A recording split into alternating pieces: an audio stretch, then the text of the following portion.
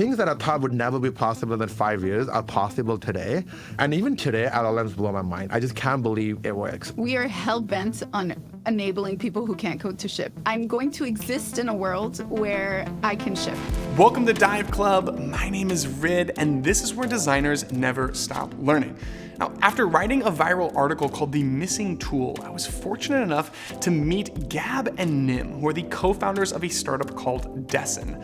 If you're not familiar with Dessn, it actually is a product that lets designers ship design changes without having to code. They have a Figma-like extension that overlays your live web app, and you can easily make changes, and then their AI will write the code and push it to GitHub for you. So over the last few months, we've been having regular jam sessions to talk about the future of design tooling, how AI is going to impact the software creation process, and a lot more. And some of these conversations have been the most inspiring back and forth that I've had over the past year. So this episode is a way to loop you in on some of those topics. So let's get started by hearing from Nim why he was so inspired by the head of design at Unsplash. One of the things that I think inspired me personally a lot, we always believe in collapsing the talent stack, right? Like designer who's also an engineer, product engineers and all that. I think the biggest inspiration, this was early in my career when I joined Unsplash. And like their whole thing was like, we don't believe in product managers. Not that they don't believe in, they do believe in them. It's just they're like, everyone's a PM, right? So they just held everyone accountable to that level. And the head of design at Unsplash, I never seen that. He would just like, go in the code and push a PR and fix things, right? Like he didn't go really deep. And I was like, I don't think that's right. Like you're not supposed to do that. And then I saw the culture and it was such a fun culture. And that's one of the big startups that had a good exit and they had this whole thing figured out. And I was like, wait, like this is actually the way, like, we have to collapse it. And I feel like ever since then, we keep thinking about how to collapse that. Can we go a little bit deeper into why now from a platform shift perspective, and specifically getting into like, how does it impact QA as the entry point problem that you're pursuing? I think that the way to ultimately solve this problem is to eliminate the handoff and to push code for the designer. And so a big why now is the fact that LLMs are very good at coding. And, it's just almost as simple as we have this new technology that's very good at this skill that used to have a high barrier to entry, right? It used to be very expensive and very time consuming and all these things to actually become good at coding. And while many companies are using that superpower to 10x devs, which is great, and there's so much value to bring in that area, feel like not enough are using it for non-devs and very specific workflow ways. Like, yes, building from scratch is something, but what about designers that actually work at companies actively? And so I think part of what makes maybe the right people to solve this is because we actually know that workflow quite deeply. And I've QA'd so many PRs and I found so many things. And that back and forth was specifically a very painful part. The reason that this even happens that you need to QA is because like I did engineering, like in school, and the classic meme was like, you have an architect, he'll draw this amazing building on a paper. And then you go to the engineers and like the laws of physics literally makes it such that we cannot make this building. And then I think like it's the same thing with us a little bit, is like designers it's like a blueprint diagram that does not care about laws of physics.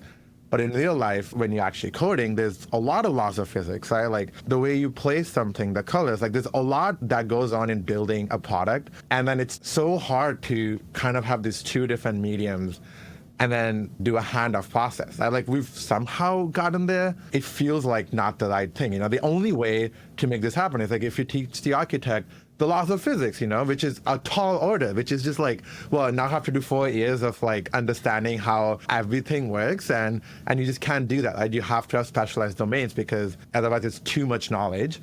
And I think LLMs are crazy because when they first came out, if you look at the first, even before ChatGPT, like the first main use case, the main enterprise use case that spread like fire was Copilot. That was the first ever use case of that. And even today, if you look at all the use cases, coding may be the one that's the biggest one. So it just feels like we almost have this machine that knows laws of physics, aka coding so well. An architect can just ask, can ask the ChatGPT and be like, hey, will this building fall, Real quick message, and then we can jump back into it. There is so much more to good design than what it looks like. It's also how it feels and functions. And look, I can accomplish a lot in Figma, but there's still a ceiling there, which is why I'm so excited about Play 2.0. It allows you to create ultra realistic prototypes because for the first time, you can design interactions with native iOS gestures and Apple's core animation. So your prototypes feel real because they are real, which is why so many of the best designers that I know are all using Play to design and prototype their mobile apps. So if you want to join them, head to dive.club/play to get started today. This year, Framer is giving away $100,000 for their Site of the Year and Community Awards. There's a bunch of awesome categories like Best in Animation, Best Free Template, Best Visual Design, and if you win, get this, your site gets featured on a banner in Times Square. So definitely take your shot. Submissions are open for the rest of this year. Head to framer.com/awards to submit your work, and best of luck. Okay, now on to the episode.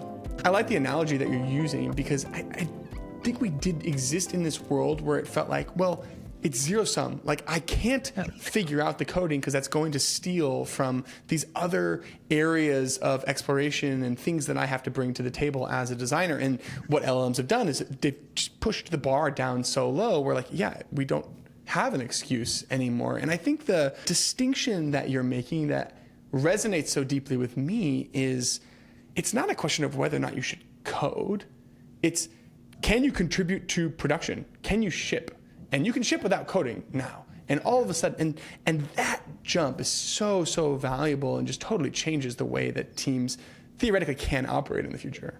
I feel like my career went like this once I realized that code is a means to an end. Okay, it's really difficult to write code and it's not easy, and therefore you have this specialized role, and I think it will still exist in different forms for sure. You know, I'm not saying it's going away, but yeah, it's always going to be a means to an end, right? It's just like, what are you building with the code? Because that barrier is lowered, there's just like a democratization of software building. I think we've become a bit over-specialized, and we've created walls between these roles that should naturally overlap. Like the fact that user research is so separated in some companies from designer or PM or the person actually executing, so much can get lost in translation. The less people between decision maker and executor in every process, you're going to have higher velocity and higher quality. Those are the two pieces that we're really trying to get to with Dessn.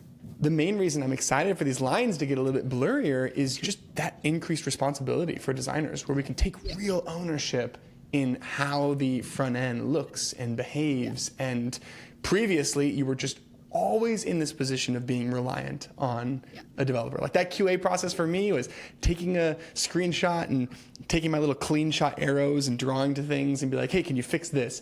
Copy, paste into a GitHub comment. And there's that level of abstraction where you aren't directly responsible for the quality. You can help, but you're not directly responsible. But if more designers can get into code, then quality improves because the people who care deeply are the ones that are executing. Especially at a startup, it's like you need to do everything in a startup, and depends on what level of startup it is. And maybe with AI, the companies are going to get smaller, you know, maybe because you could do more. And then this kind of idea of one person being able to do everything is going to be so much more important, you know. And I feel like traditionally the incentives have been so misaligned. Like a lot of times designers will come and say, why is this spacing off? And if you really think about it, how the incentives are aligned, a dev is not judged. They don't get a raise because they got the perfect spacing. You know, like that's just not the incentive structure. They maybe get a raise if you look at kind of the engineering metrics like how many commits did you ship, or like what's your velocity on a sprint board, and how many, you know, you're also reviewing someone else's code. And that's sometimes there's like this metrics that people track on, like, you know, how fast did your pull request get reviewed? And it's like, okay, that's your incentive. And then designers have different incentives. And then they're just always clashing, right? Even those incentives are going to kind of align now, right? Okay, so I want to talk a little bit about just how you're thinking about product strategy as a startup that is entering this new market that's moving so quickly and everything's changing.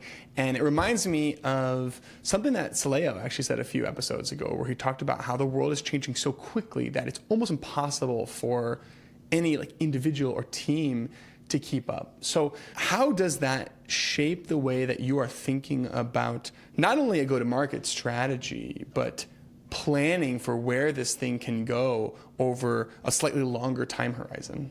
I started thinking with LLMs like, I think it was before ChatGPT came out at planned. I remember it was like, maybe it was 3.5, where the token, the context limit was 2,000 tokens, so you can only give it so much. And I spent like a month building this whole chunking strategy, whole RAG strategy, where I'm like getting this big document, chunking it up. And it took me a month to build, and it worked really well. Like, it was impressive. Like, I can't believe we have this. We launched it, and like 2 days later, the context length went up to 4,000, which it doubled, right? And even at that point, a lot of the stuff that I was doing felt like a waste of time.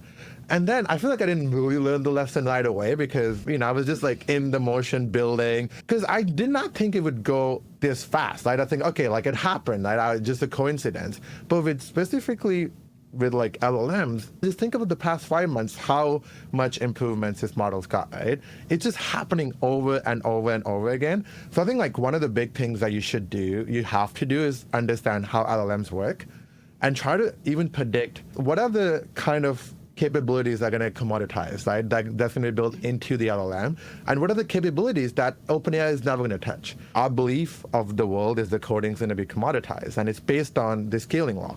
It's like, well, because already it can write so much code. And then, if the scaling law works, it's going to write even more code, even better code, right? So our whole thing was like, well, let's just focus on UX, right? So like, I think it's just understanding LLMs really well and what they're going to look like tomorrow. So that's like one thing, technically speaking. And the second thing I think a lot about is the story of Mark Andreessen when he was building Netscape Navigator. I think the story goes like they added images to the browser, but it could render images, and everyone was like, no one has computers strong enough to render the images.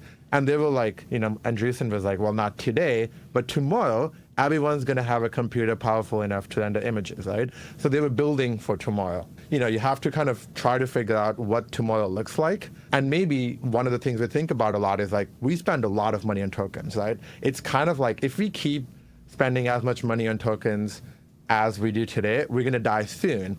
But our bet is that we're building for tomorrow, and the token cost is going to go low, and the latency is going to go low, right?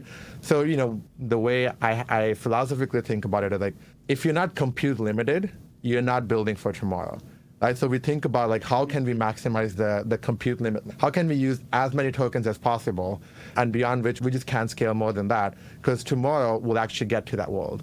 So I think like that's from a more technical point of view, that's how we think about product strategy. To echo Nim's point, I think it's about having beliefs and conviction in what the future is, and that really bleeds into what we prioritize and what we work on. And so for us, one of the things is that coding is going to be commoditized, and so we don't spend time perfecting the PRs that we push. We actually QA every PR ourselves, because we're just going to do things that don't scale and not spend the time and the product effort that's going to be wasted in a few months. And also, in doing things that don't scale, you actually learn a lot too. You learn what people are trying to push, etc. So it's actually a great piece. That influences a lot. Okay, what are we going to work on today? We're not going to work on making the output of the PR great. We can handle that some other way, because that is an important part of the product, and we need trust. And so we're going to do it with manual pieces. Or even get contractors, right? Like, you can solve it that way. You can solve the problem in another way, but it's not the right product effort to be spent on. It's not the right because effort we know that it's going to get better. Yeah, it's going to get there, but that's OpenAI's job, not ours. What are the other pieces that are really top of mind where, like, we have to nail this, even in the short run, to justify our own existence moving forward? I think there's a couple things. I think one is the fact that we have to solve a today problem. A lot of companies right now with AI, like, okay, it looks cool and it's like it's doing something, but is it solving a problem for people today? And there is something to be said about like building the car before the horse, or, like just kind of jumping there. And, some people can do that really well. But for us, it's, okay, we have this future that we have conviction in. We believe it's going to happen, whether Dessn makes it happen or not. We want to make it happen. We want to be the company that makes it happen, but it's going to happen. And so how do we get there while building customers, while getting adoption, while solving something for people today, getting us ingrained in companies and slowly being the seed that kind of can grow with the companies and become that thing? Because if you go to a company and you say, I'm going to change the way you build product, that's going to be like, talk to you later. I don't have time for that now. But if you go to a company and you say, I can enable you to ship a PR for this thing that's really bothering you and that takes 5 hours of your time, and there's a very specific outcome and very specific pain point, but it puts you as this little thing in the company that can grow into maybe actually changing how you build products in the years to come. That's kind of the way we've been thinking. And about ideally, when you go to those companies, you really want to make sure that they see the future. So I think you almost want to solve their problem today, but actually talk to them and say, well, you also believe that this is how the product is going to evolve, so let's go on this journey together. And in that way, it's because these early users actually have very significant influence on product direction, right? Like, it's not something to be underestimated. Like, we build for our users, we build with our users, right? So if they're going to ask for something, one, there is a baseline opinion from Nim and I. That is where like instinct and judgment come in. Like, we are product people, we know the problem space really well. And so if someone asks for something maybe a bit, not in line with what we think the future is going to be, we can identify that. And so there's a bit of reliance on ourselves, and that's really been great. Yeah. But the truth is we also listen to our users a ton. And so if they're asking for something, we take their asks very seriously. And I think it's important to choose who you work with this early in a startup's life, which is hard. It's hard to say no. It's hard to say no to revenue. It's hard to say no to people. But it's also the most important thing you say. Yeah. Saying no is almost more important than yes, because that means you're focused, right? You're not just taking anything. And I feel like one other thing that we do well, have a strategy, not a plan, right? So like we have product principles that we really care about. We know what the ethos of Dessn is, but we don't have a roadmap. We don't have a plan. People ask us, what's your 6 month roadmap? I'm like, 6 months, the world is different. Like 6 months is like, it's funny now, but even the past era, like 6 months, I personally believed, I got a lot of, like we both believed actually, and we got a lot of shit sometimes for that. It's like 6 months is too long because the world's going to change, the market's going to change, the people are going to change. So we have, core set of principles. For example, one principle is this idea of fiction. We are obsessed with just making the experience super fictionless. And this is why all you need to install Dessn is just a click of a button. There's no go to your dev, install a script. Like, we are so obsessed with it. It actually took us longer to build this product, but we kind of found some innovative ways to do that that's future forward. So I think like we have those principles and that's what guides us. But I would say like beyond a week, we would try not hard to think beyond that. We have a vision of what the Dessn's going to be, but we don't plan, like, hey, this month we have to ship this. Even when we plan that, we kind of leave a lot of space for ourselves to like, there's a new model that comes out. Does that change our strategy? Can we go to the market with it? Like, what can we do? So like, that's how we keep the agility without, having what they call pivotitis, where, you just change the product when something happens quickly, right? So I think you have to have a core set of vision, where you're going towards, but you can't have like a strict plan, or else you just will build the wrong thing and not adapt to the new realities of the world. Do you have examples of like things that maybe on the surface were tempting or enticing that you did say no to because it didn't align with that vision? Because our core tech can do so much. Like, we're actually in this right now. We've just released a new feature where we automatically render every single component that exists. The reason that this incites a lot of different requests is because it speaks to different personas, right? Devs get excited about this because they finally have visibility into their own components as well. Designers are excited about this for the same reasons, and PMs are. And so it just depends on the persona that you're talking to, because ultimately we're building for product teams, right? Velocity and quality are the outcome for the product teams. And so when you talk to a dev, they ask you for the ability to merge components and, clean up the front end code basically, or run Dessn on every PR. And it can do maybe a semantic search where it's like, hey, you built a new component, but actually this one exists. Like a design linter. Yeah, like a linter or something like that. And then you talk to a PM and like the word experiment just always comes up. Can you integrate with an analytics tool or something like that where, you can run an experiment and, use your components as building blocks, run an experiment and get the results. Marketers ask for more copy, Yeah, like, because we could go really deep in copy, right? Because just copy is localization. There's so much in copy. And LLM-based copy, like localization, there's a whole world, such a new low-hanging fruit of like, what if localization is always completely zero effort and does it automatically. That's like a whole product on its own. There's so many low-hanging fruits, especially in today's world. But I think one of the biggest one I say no to a lot, this one's really hard to say no to. It's so hard. It's like we say no a lot to Figma integration. But I just feel like if we go towards Figma integration, it's just open a can of worms and we now get put in a category of this kind of tool, and we don't want to be that kind of tool, right? Like, we don't want to be this handoff from Figma to Dessn tool. So I think we do say no to that a lot, and that's because that's the principled take, right? It may get us more users, it may get us more like adoption. So, we do struggle with that a lot, but I think, for right now, we still believe it's the right decision. Let's talk about that a little bit more then, because I think the thing that did stand out to me about Dessn in the beginning is you were laser focused on this QA part of the process, which existed post Figma. Like once code is written, who cares what's in Figma? The only thing that matters is what's in code. And so it makes sense how a new tool can revolve around that part of the product development process. Yeah. But how much are you thinking about moving more towards blank canvas creation in the long run? And how does that impact the way that you even explore new ideas today? We definitely get closer and closer towards blank canvas creation because a lot of people ask, like they actually ask for, can I build a page? Can I bring the button in? Right now you can edit the button if it exists on the page, but can I at least drag it in? And so maybe full blank canvas is something else, but there is, we are inching closer towards building in some capacity. At some point when you have an established product, how much of the blank canvas problem do you really have? How much of that really is a problem for you? It's more, some great designers I talked to, and I think Carrie, the CEO of Linear, tweeted a year ago now that the way they design at Linear is they'll take a screenshot of production, put that in Figma, and design on top of that.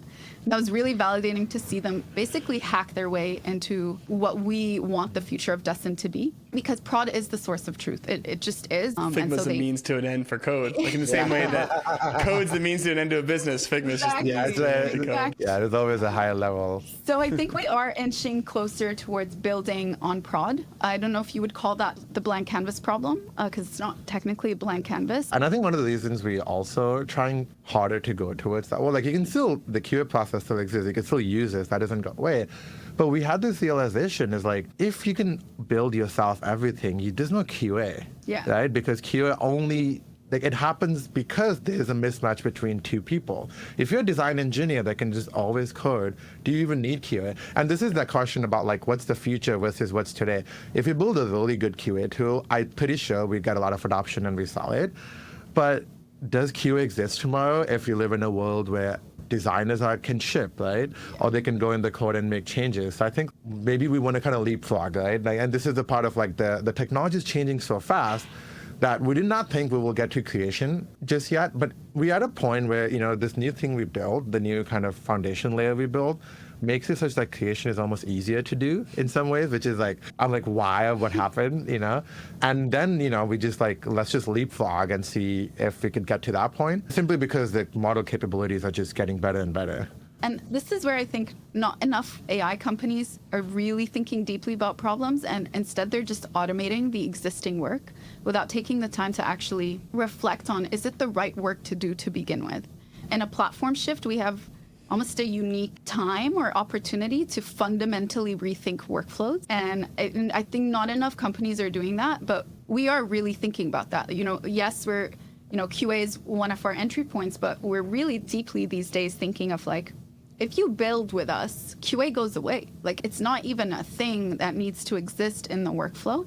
Now, is the market ready for that? Is something that we'll let the market tell us, right? And this is where it's a pull and push between you and the market. Yeah, the worst thing you don't want to be you don't want to be that company they were so good, but they were too early. That's my biggest fear. And that's the most challenging part of building a startup that is AI native today is where's your entry point? And it's so interesting to hear you talk about, QA is a pretty good spearhead into the market. There's a short run problem. I've wanted this product to exist for a long time. And yet when you play out the different potential future scenarios, it's there are a lot of scenarios where the product just goes away. Yeah. How many startups have had to walk that tightrope in the history of tech? Not that many, I don't think. And that's where adaptability as a trait of a founder, I think, is that much more important these days. You just have to be adaptable, and you have to have conviction, but you have to listen to the market. It's such an anxiety-inducing role. Yeah, and I remember like at one point, one of these strands that we would look for in candidate or whatever was like, you know, like they come with these strong opinions because they've done this, and that. And that was really useful, right? It's like, we don't want to spend hours trying to justify why we did this thing. It's like, I trust you because you have this gut feeling that is trained over the last 20 years in you working in this field. And I just feel like now I'm at a point where I'm just like, I don't fucking know shit. Like, I just think like things are changing so fast. Things that I thought would never be possible in 5 years are possible today. And, you know, and even today, LLMs blow my mind. I just can't believe it works. We talked a little bit about the potential future of QA. What about design systems? Because so much of what you have to build in the short run revolves around components and the way that designers and developers use them almost kind of as that collaboration language. Like in many ways, components, tokens are kind of the link between these two disciplines. How do you think that evolves in the future? One thing that fascinates me a lot is, you know, and this is the same thing in a code. You know, you do the same thing in a code. You make one component so you can use that component everywhere. You make one function so you can use the function everywhere. And then a lot of times what happens is you end up detaching the instances because you have to do something slightly different, right? And then in the coding world, we call it premature abstractions, right? It means you abstracted into a design system before you knew what you wanted, or before you knew like how the design system is going to evolve. I think with AI, the interesting thing is going to be, do you need to abstract? So let's say I have a button, can I just copy paste that button across the whole code base? And when I change one button, my AI just knows what every other button looks like and it updates it automatically. And maybe one of the buttons that takes place somewhere else in the code is now slightly different, and AI can ask you, hey, you know, like this one got changed a while ago. It's a bit more blue. How do you want to apply these new spacing changes to that button? And in that way, I do feel abstractions go away and everything is a copy paste. So there's no like system. Right? It's just like everything just exists. And if you change one thing, the AI could tell you what other things look like that. And then you're like, hey, do you want to make this consistent across your code, right? I feel like that would be cool because then you don't have to detach instances because there's no one source of truth. You have like 28 buttons that look the same and maybe one of them changes. So I think like that's an interesting far-fetched idea. I think the reality is reusing components has two objective benefits, speed and consistency. I think that should be protected.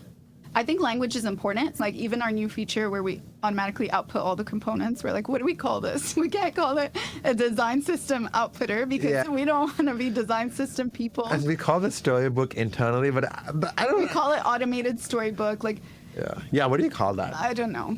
Component mapper, that kind of thing. So we built this kind of v0.dev-like tool. You know, now that we can output every component, you could just prompt an AI to take those components and put them together. And, you know, that works really well. And then you then think about if that kind of flow works in the future where you're maybe AI is putting together things based on some design language, based on some rules, based on some style guides, and it's just putting together UI based on that. Then you think about what is the base level design language / design system you need for AI to be the most creative, but also the most consistent. Right? There's some kind of trade-off. And obviously the building blocks, the primitives, right? Buttons, they all make sense. Like you have buttons, you have inputs. Like that's just never going to change for any product. And AI can just take that to put that together. And then like, what are the rules on top of that? Like what is one thing that AI can't do?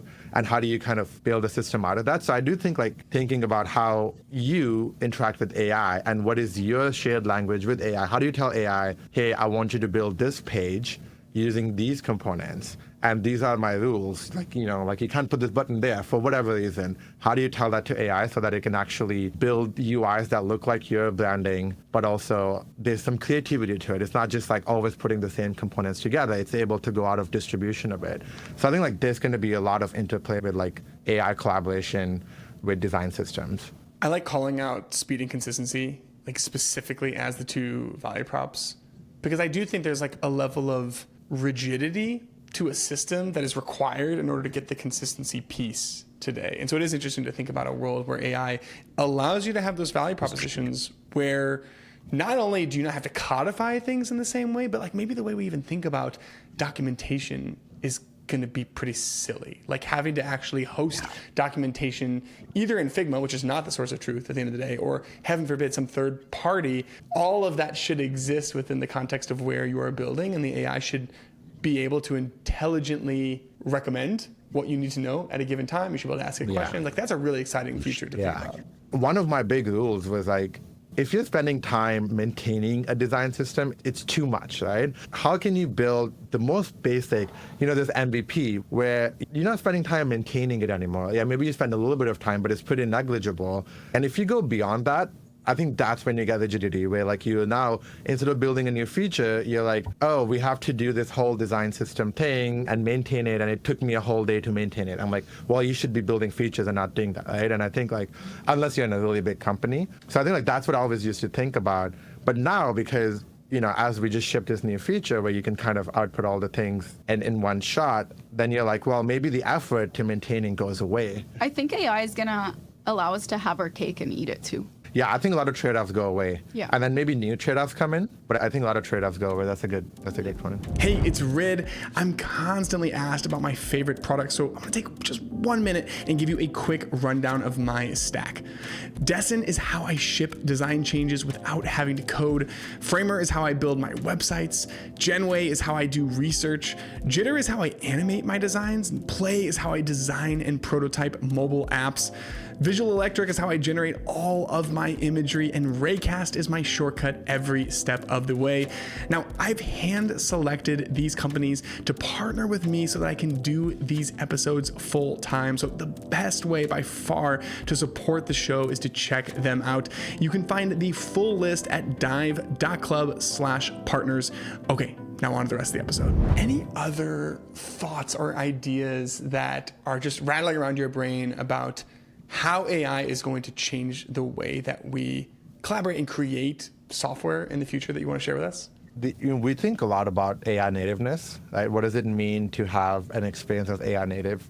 Today we have chatbots. Maybe, if you go to view0.dev, it can output a little UI for you, right? And there's like kind of this collaboration. And that's what we have today. But the interesting thing that I think a lot about is this idea that every single combination of your product today exists somewhere in this weird like latent space, right? One of my favorite short stories called Library of Babel. It's this infinite library where each book is a random combination, or it's like all the combination of random letters. So most books are gibberish. There's like one book that's exactly Harry Potter, because that's, it just so happens if you combine the letters randomly for a very long time, you get something that actually looks like Harry Potter. And there's another book that's Harry Potter, but Harry Potter's name is actually Johnny Potter.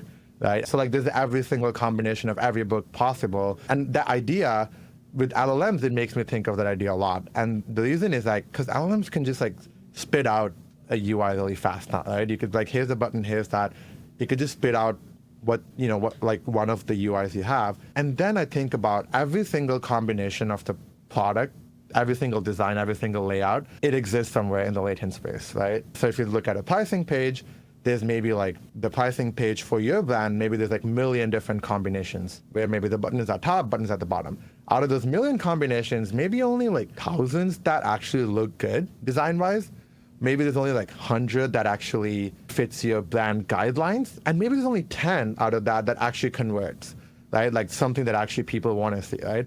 So then I always think about how can you go from this huge search space, but you can technically ask an LLM to output everything, be like, here's a pricing page, give me 5,000 pricing page combinations, and you could have that. How do you kind of narrow it down, right? And what does that look like, right? So then you go from this building and just like collaborating with AI to build one UI to exploring the whole combination space of UIs that could exist. It's like I do think about what does that look like, right? It's definitely not chat, because with chat you can only get like one interface at a time, and it takes a long time. So like one of the fun examples that I want to try with Dessn, I don't know if it's going to work that well, is maybe this idea of we could create this x-axis, and you could say on the left hand side it's like dense UI, on the right hand side it's like a light UI. And then AI just kind of, shows you a grid of that. And then you could, top axis could be like advanced user, novice user, and it could kind of give you a whole grid. And then, so you're now kind of, I like this, but I don't like, but maybe I need to add another axis to this. And then you just go into this exploration mode and finding the perfect UI in this latent space. And then, that's really exciting. And then the next logical conclusion to that is like, what if you don't select a UI and then you ship it? You just give AI a set of rules.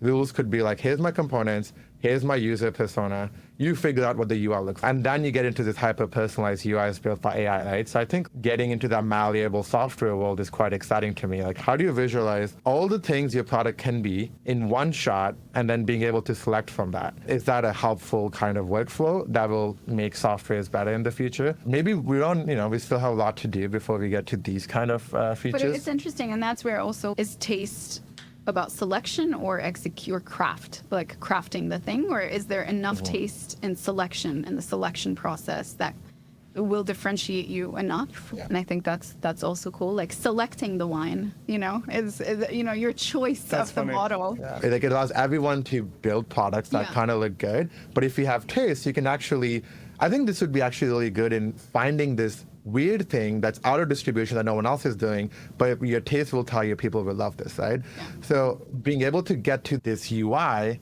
that is very unique because you can see everything in one shot and you don't have to tinker with things and then be like, oh, I know this will be good for the users, not that other thing. Yeah. I think you're hitting on a tension that a lot of designers feel looking into the future, where you have this whole camp of people that are like, well, you're going to be creative directors. And I do believe that there is the ability to exhibit taste in that world. Selection is taste. I totally believe that, especially when you have a wide enough array of options. I think there's also a camp of people that maybe feel a little bit intimidated or worried that like, I don't want to give up the craft piece. Like that's the part I like. Yeah. I like fine-tuning little visual pixels, and how much of that will exist in a future world.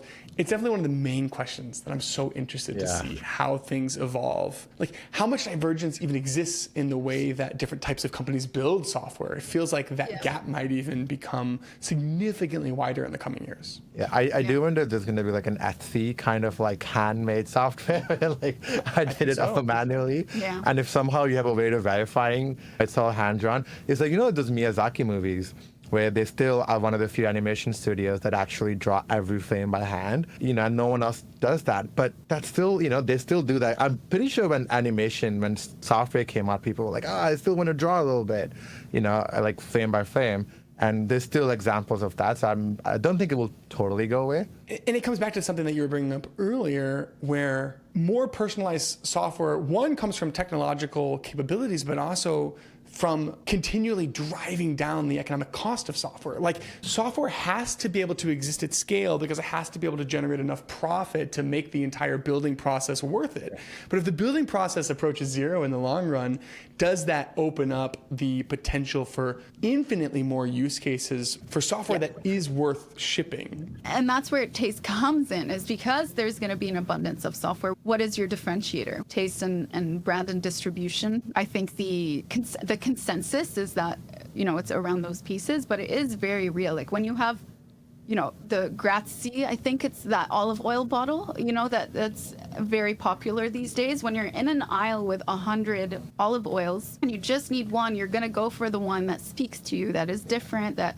looks nicer on the counter, that kind of thing. I want to go back to just talking more about how you're navigating the idea maze as early stage founders working in a field where the technology is just running away like crazy. So when you look back, are there other forks in the road where you felt like you had like a real decision to make from a product standpoint, or maybe a new little advancement in the technology that opened up some door that you didn't previously see? That winding path that you've been walking, like what are the core different turns that you've had to make over the last year? The first thing we released was an extension where you could edit copy, and that was it.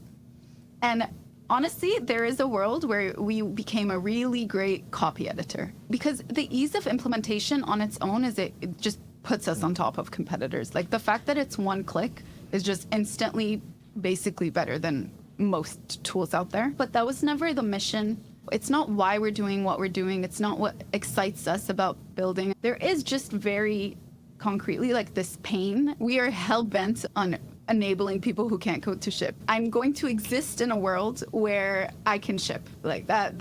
And I can build Dessn with Dessn. That's our ultimate dog fooding piece that we're trying to get to. We're not there yet, and that's very okay. I think the big forks in those early on were personas. Like I remember we would go with non-technical, we're building this for non-technical folks, which includes everyone but dev side marketing. We thought about experimentation a lot. Like, what if you could set up this A/B test automatically and the whole thing? So that was like a bit of discussion too. It's like, well, and then people would be like, I'll pay for it today if you build it. Oh my God, harder. The most tempting thing as a startup. It really is, because the standard advice is just grow. Like, just grow. Growth, that's your metric. Figure it out. Whatever people are willing to pay for right now, do it. And I think a lot of accelerators preach that a lot, and it makes a lot of sense and has built very successful companies. But honestly, somehow it makes a bit less sense for us, somehow. And the reason for that is you can just easily see the ceilings you will hit. You can easily see that, and that's because the model is changing so fast. So, to give you an example, one of the things we used to do is you make the changes on your live app, and then we only run the agent at the end, right? So let's say you want to change a border of something. You go in the app, you change the border, and then you click publish, and the agent will write the code. But then by the time agent writes the code, you realize you can't change the border. And maybe you can change the border, but you don't want to. Maybe what you want is use another component that has the border. We actually saw that a lot. When people were trying to change something, what they really wanted to do was actually change the component itself that had the border on it. There's all these things where we ran the AI at the end, and then we thought AI would come back to you and be like, hey, by the way, I don't think that border is a good idea because it's going to change all these things. What do you want to do? And we were building this kind of back and forth.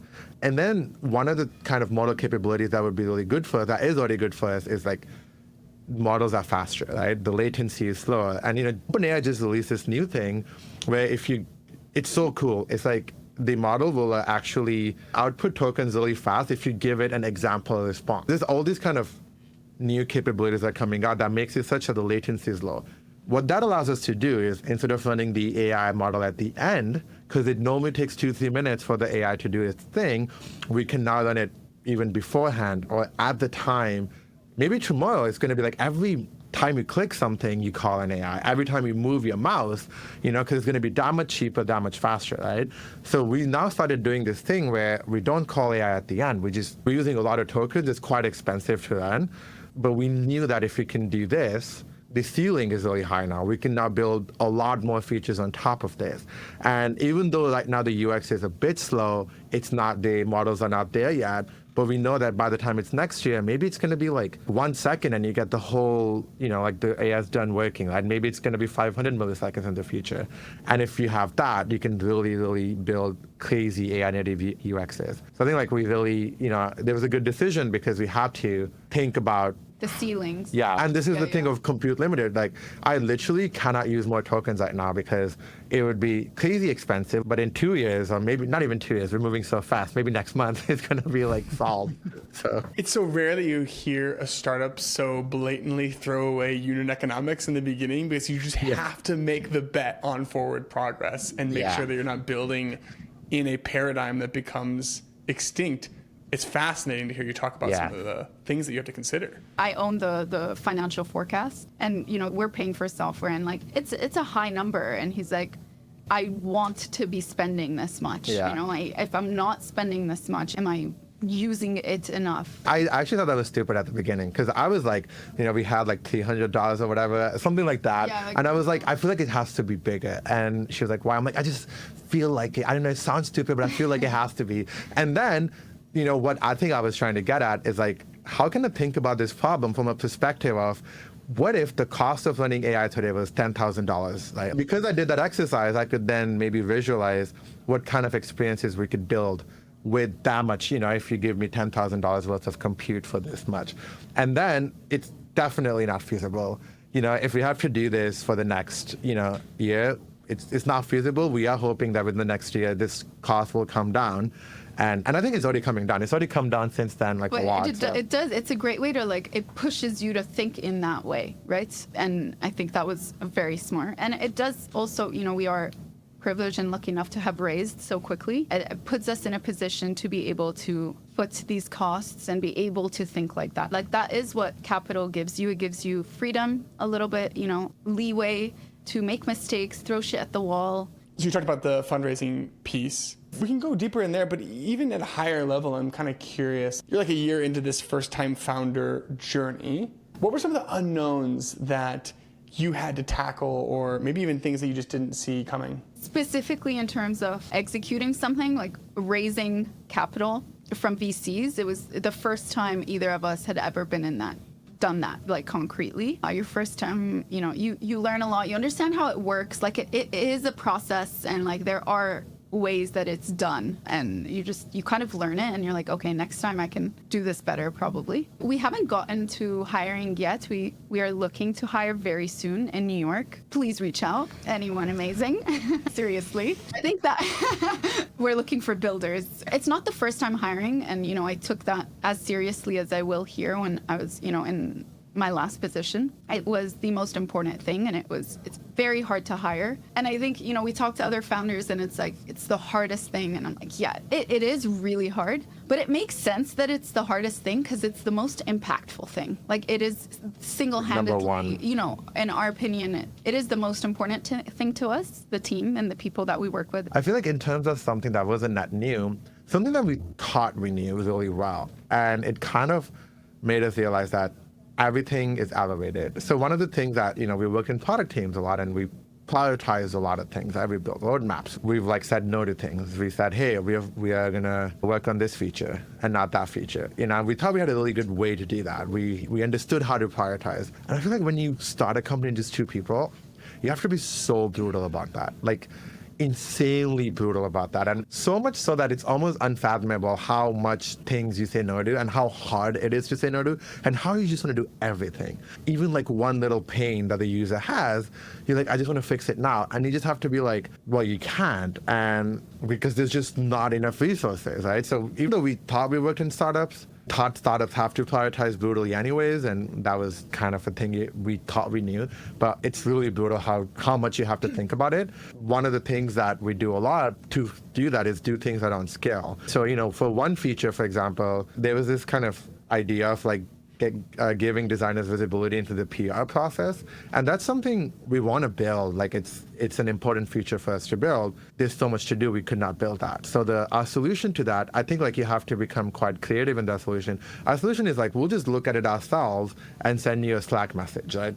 And we're going to do it in this no-code way, at least until we solve our code problems, and then we could get to that. So I think we do a lot of that, where a lot of the features could be manual, which is just like sending someone a message on email ourselves. Instead of notification system, we are sending people emails, right? And it's just because we don't have time to do that. So I think that became extremely important to do. Otherwise, it's impossible to build something. It reminds me of a piece of advice I got in my first week working at Maven. One of the co-founders, Shrans, he said something along the lines of the hard part is not going to be coming up with good ideas. It's going to be picking which good ideas to say no to. Yeah. Yes. And man, was he right. Saying no is actually easy, but saying no to things that you wanted to do, now that's hard, right? Because that's focus. It's I really wanted to do this, but I'm going to choose the other thing because that thing is better for our users. It's honestly so hard to do because you're so emotionally attached to ideas. And then knowing this is a good idea, even though I'm not that attached to it, I think that's a big quality of even a designer, to be able to make that decision. Gab, Nim, I know that we could have this conversation for 3 more hours. It's so fun to think about where the future is heading. And I believe that you're going to play a big role in creating it. So thank you for so much. taking the time to talk with us today and pulling back the curtain. It's been really, really inspiring. Anytime. Thank you for having us. This was super fun. Hey, it's Rid. Don't forget, if you want to go even deeper, each week I send an email out to over 10,000 designers with bonus resources and key takeaways from these conversations. So head to dive.club/email to sign up. Okay, I'll see you next week.